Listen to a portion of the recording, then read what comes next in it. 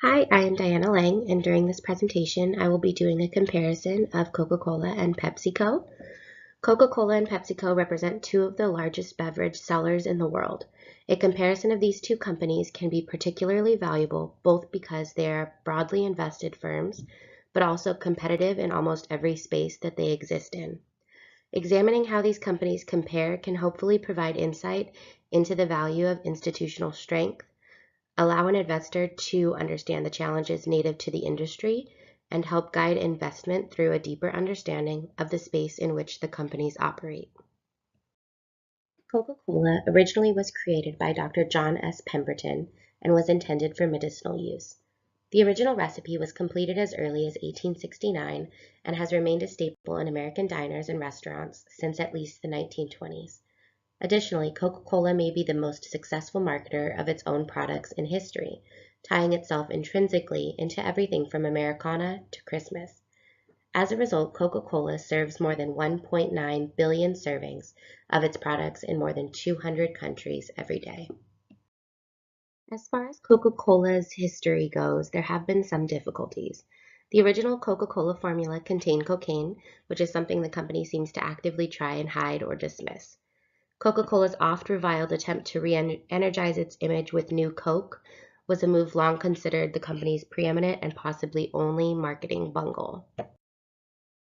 PepsiCo, in its basic roots, is nearly as old as Coca-Cola and began operating in 1898. While Coca-Cola sought to target mainstream white audiences early on, Pepsi targeted Black Americans. The two companies also make for a compelling comparison because of the cola wars that they engaged in over decades as they struggled for market share. This was highlighted by events such as Pepsi's multi-decade-long Pepsi Challenge, a blind taste test utilized for marketing purposes to convince Americans that more Americans preferred Pepsi to Coke. As both companies move toward capturing broader markets, Coca-Cola generally has outperformed PepsiCo, capturing 42% of the cola market compared with Pepsi's 30% share. Despite this, there are signs that Pepsi has a clearer way forward in a world increasingly critical of soft drinks. As such, a smart investor should consult these diverging strategies before making decisions based solely on today's financial performances. In recent times, Coca-Cola and PepsiCo have begun to diverge from their traditional offerings, and this divergence means that an investor can't simply guess the success of the companies relative to the value of their core brands. For instance, PepsiCo currently generates nearly 50% of its sales through its snack division. Coca-Cola, on the other hand, continues to rely on its core products to drive its sales into the future, with soda sales making up nearly 60% of its sales volume. A glance at their net revenue alone indicates that although Coca-Cola has a higher market share for its primary product, its net revenue of $41,863 million is significantly smaller than PepsiCo's net revenue of $62,799 million. Revenue is rarely a good metric of success, as the company's expenses may outstrip their revenue and result in an unprofitable venture. Instead, a better baseline for success might be a company's bottom line profitability. In that case, PepsiCo had an annual profit of just under $10 billion in 2016, while Coca-Cola had an annual profit of more than $25 billion in 2016.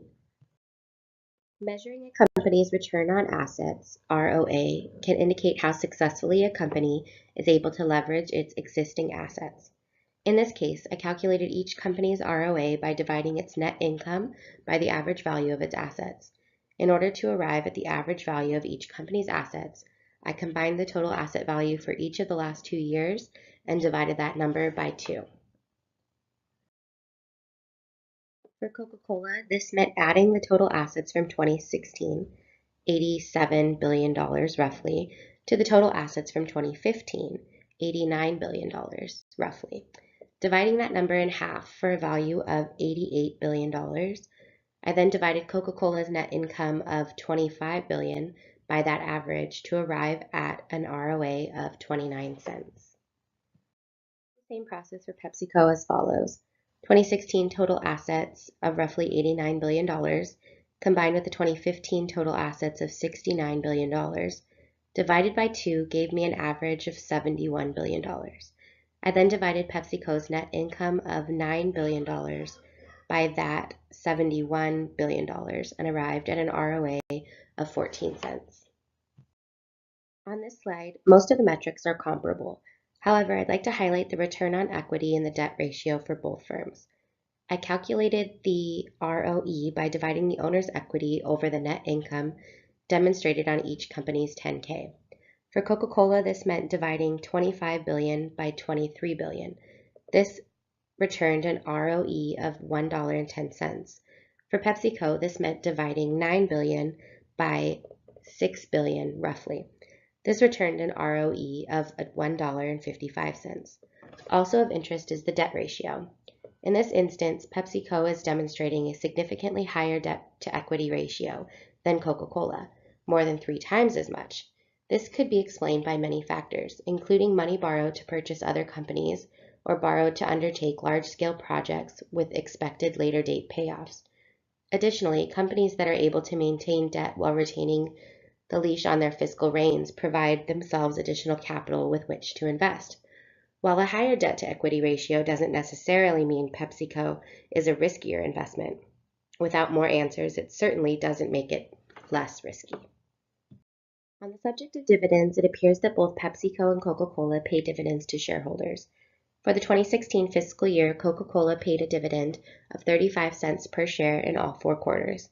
PepsiCo paid a 70-cent dividend in the first quarter of fiscal year 2016 and 75 cents in each quarter thereafter.